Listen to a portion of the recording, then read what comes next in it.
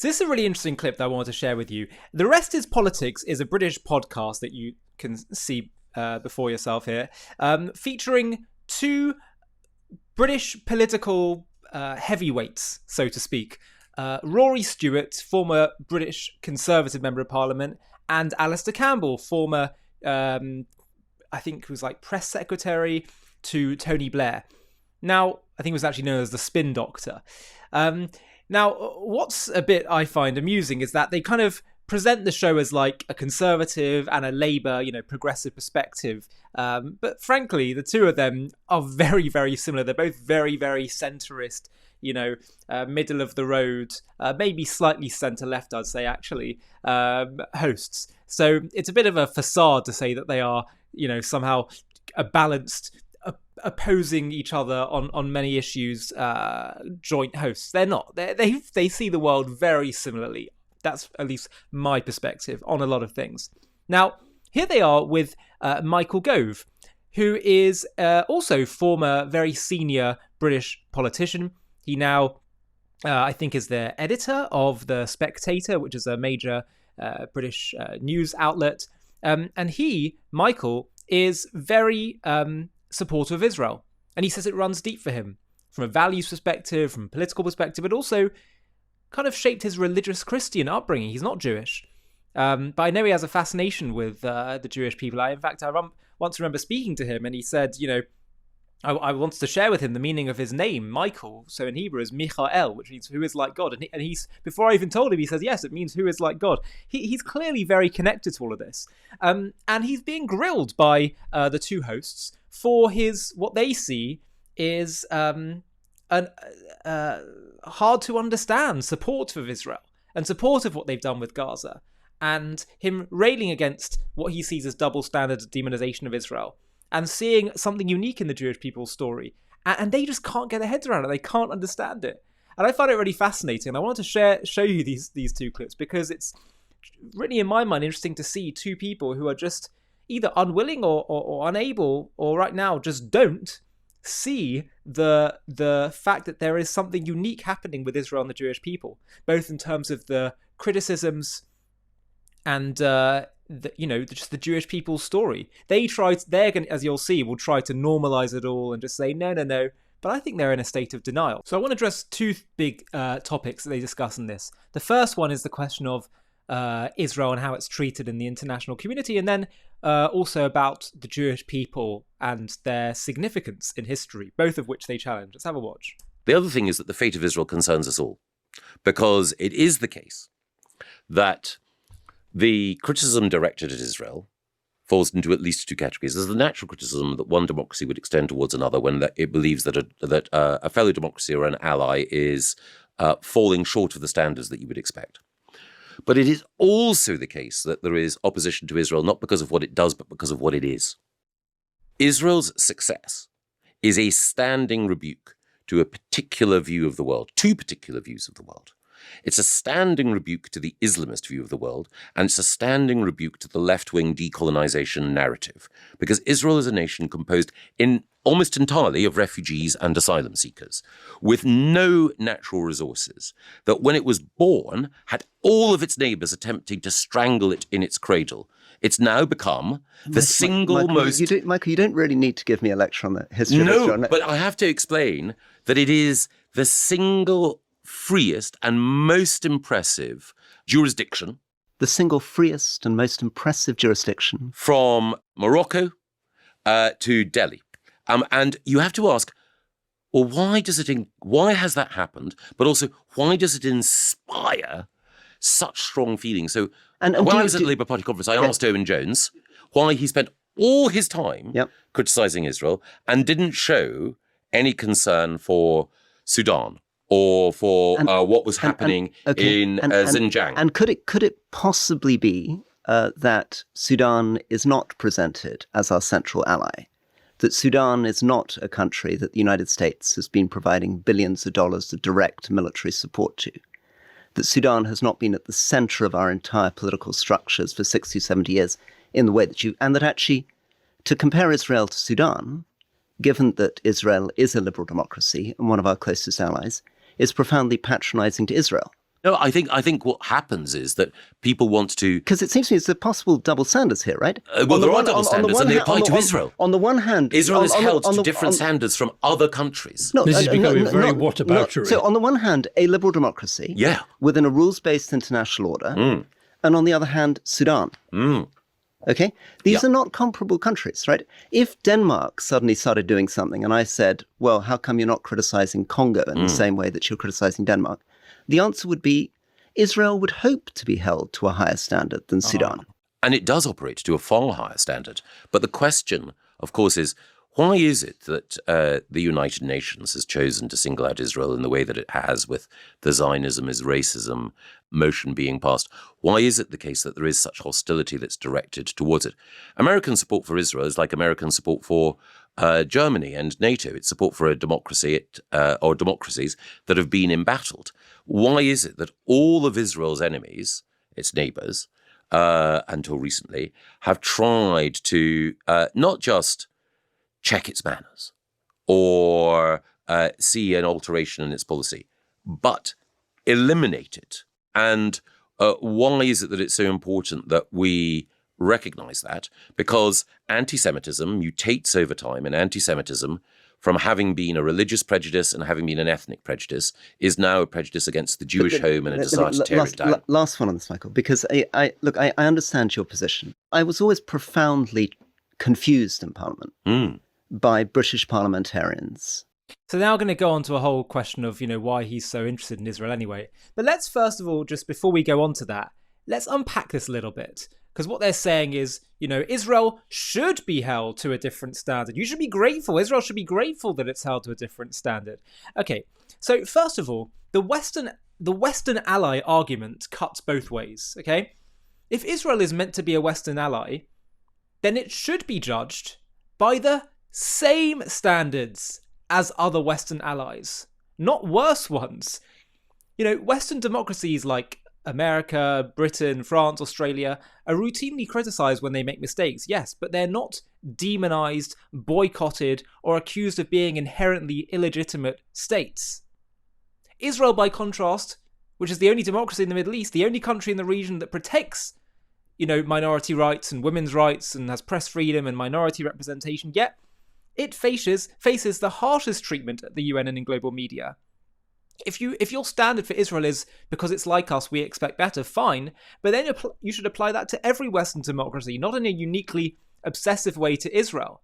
So let's understand that, when they say, but, it's unacceptable what they've done in Gaza. Well, why don't we care? So why don't we compare the civilian to combatant ratio of those killed to other Western wars? How about the Western-backed Iraqi army destroying ISIS in Mosul? In Gaza, we had a nearly 1.5 to 1 ratio of civilian to combatant killed. You know what it was in Mosul? About 9 civilians to 1 combatant killed. 40,000 killed in Mosul to destroy ISIS. Only 4,000 of those were ISIS. In Gaza, you had about 60,000 that had been killed.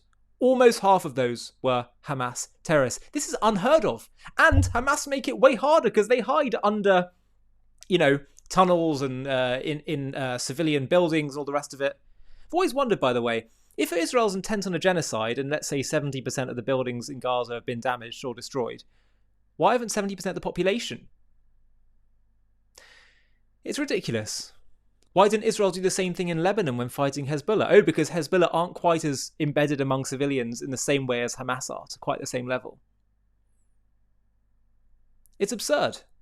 Genocide, 2% of the population been destroyed, killed in the Gaza war. You know how many there were in Mosul? 400,000. That's 10%. And by the way, percentages aren't actually the relevant factor. The question is, what is the intent? If your enemy holds its people hostage, that is on them. You have to have a right to destroy someone trying to destroy your society. So the standards are ridiculous, and that's the point that Michael's getting at. And the fact that they can't see that, two sane, I would hope at least, Western commentary spokespeople, whatever the word is, opinion podcasters, the fact they can't see it is just a bit of a sight to see, to be honest. Number two, the criticism is not just proportionate expectation, it is disproportionate obsession. No one is saying don't criticize Israel. The point is that the volume and the tone of the condemnation is widely out of proportion. You know, the UN has passed, and this is the UN, by the way, the UN shouldn't be like, oh, you know, well, we only judge Western allies harsher. They're meant to be just the global forum that looks at all countries. The UN has passed more resolutions against Israel than all other countries combined, including Syria, Iran, and North Korea. Entire movements like BDS exist solely to isolate Israel, not China, not Turkey, which, by the way, is in NATO. Let's not forget their human rights abuses, also illegal occupations. No one cares about that. Not Saudi Arabia. And global media and campus protests erupt over Israel in a way they never do over Sudan, Yemen, or Myanmar, even when those involved commit genocide or slavery. So the problem isn't holding Israel to a high standard, it's holding it to a unique and politically loaded standard, a triple standard. Number three, Western ally doesn't mean fair game for disproportionate hate. Saying Israel is a Western ally is not a moral justification for why it's the most condemned country on earth. You know, imagine saying, right, because America is a democracy, we'll ignore China's concentration camps but focus on America's police brutality only. That is not moral consistency, it's moral inversion. Moral consistency means caring proportionally about human suffering, not selectively.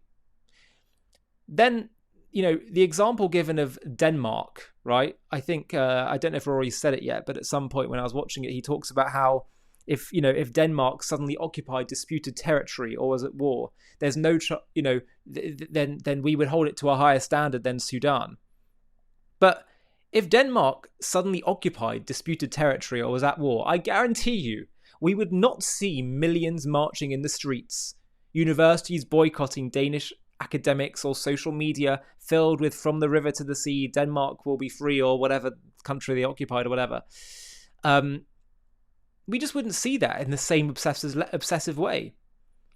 So the world would critique Denmark, yes, but it wouldn't seek its elimination. So the claim Israel's treatment is just a normal response to a Western ally misbehaving does not hold water. No other Western ally faces anything close to that reaction. And lastly, moral selectivity undermines moral credibility. You can say if you only get angry when one country, the world's only Jewish one, acts wrongly, but are silent when far worse happens elsewhere, then it's not about human rights, it's about prejudice. And even if people genuinely care about Palestinian suffering, the moral selectivity of ignoring victims elsewhere really weakens their cause and betrays their bias. So I think those are some important points to understand when responding to that kind of argument. It's not a fair argument to make that Israel's just held to a high standard, as all Western countries are. No, they're not held to the same standard as Western countries. Anyway, let's continue with the clips. Setting themselves up as advocates and friends for foreign countries. Right? I didn't take paid trips to Denmark. I didn't take paid trips to India or Israel or Saudi. I mean, these things were... I didn't think I needed to be a conservative friend of Israel, conservative friend of the Middle East. You have to wonder, well, maybe if there weren't these, as I said, triple standards, obsessive protests against Israel, maybe Israel wouldn't feel the need to fundraise, or Jews who support Israel, or people that support Israel generally, just non-Jews as well, to fundraise so they can send members of parliament to Israel. Maybe they wouldn't feel the need to do that if there wasn't this massive disinformation campaign that is unlike any other country in the way they're treated. So don't throw it back at Israel. Throw the question at the anti-Semites and the anti-Israel protesters. People said, what's my position on Kashmir? My answer would be, I'm a British politician. Now, and that's somebody who spent most of his life working on foreign affairs. So one of the things that interests me is, would you say what you said about the Jewish community in Britain, about the Muslim community? Would you say that you feel, what was your phrase? I would say love and affection and admiration for what they've achieved. Would you say that about the Muslim community? I would say that about people from within the Muslim community. I would say that about very, very dear Muslim friends. But I think there is something about the Jewish story, and in particular the Jewish experience in the 20th century, and the efforts which we've seen to destroy Jewish civilization, the Jewish race, and Judaism, that touches me in a way that isn't true of other communities. And I think that it is the case now that history teaches us certain lessons. And one of those lessons is that the safety and security of the Jewish community in any country at any time is the surest guide to how admirable and liberal that country is. As opposed to how we look after the poor, as opposed to how we look after prisoners, as opposed to how we treat Muslims, as opposed to and many other questions. I think it is the absolute acme. It is the gold standard of how civilized a society is. Why, logically? Because history shows you that whenever countries are moving towards authoritarianism, whenever they're moving into dark territory, it's the Jews who are turned on. But Michael, it's also the case that if one looks at those societies that were most liberal at any time, the Netherlands, for example, in the 16th and 17th century, Britain at the end of the 19th century, America throughout most of the 20th century, the most enlightened countries are those in which Jewish people have felt most safe. In which Jewish people feel most safe, and I agree with you on that, and in which minorities in general feel most safe, and in which human rights are respected, and particularly the human rights of minority groups, of which the Jewish community is an incredibly important example. But the treatment of the Muslim community in Britain would also be a gold standard test for a civilized society. The treatment of British Muslims, the treatment of British Hindus, the treatment of British Sikhs matters to me because, like you, I have a certain idea of Britishness, which means that how you treat every citizen, and indeed every person, even if they're not a citizen, who is subject to British laws and paying British taxes, is a key element in civilization. All I would say is that there's never been, thank heavens, anything to compare with the Holocaust. It was a unique crime, the worst evil of which mankind has ever been guilty, and it was directed not at a section of any population for random reasons. It was directed explicitly at the Jewish people, and that is why when we see a rising tide of anti-Semitism now, it's a moral obligation on all of us to ask why, to look at it, and certainly, of course, you can make a judgment about the government of Israel and its actions, but to blame the government of Israel's actions automatically for an increase in anti-Semitism, as though that were a mathematical formula and a rational one, is once again to blame Jews for prejudice against them. Who's doing that? I mean, you're talking to me as though I'm doing that. No, you're not doing it, Rory. Okay, right. Who's doing that? People do that to me the whole time. But it is it's happening everywhere. Emphatically. Boycotting Israelis, boycotting Jewish organizations. That if you venture onto our streets or walk into the whirlpool of social media, you will find people who will. We've seen it in recent weeks, and some of the people who've been commenting on whether or not the fans of Maccabi Tel Aviv should be allowed to watch their team play Aston Villa. That doesn't mean that you can't make a judgment that might be a mistake in good faith, but there's a lot of bad faith out there.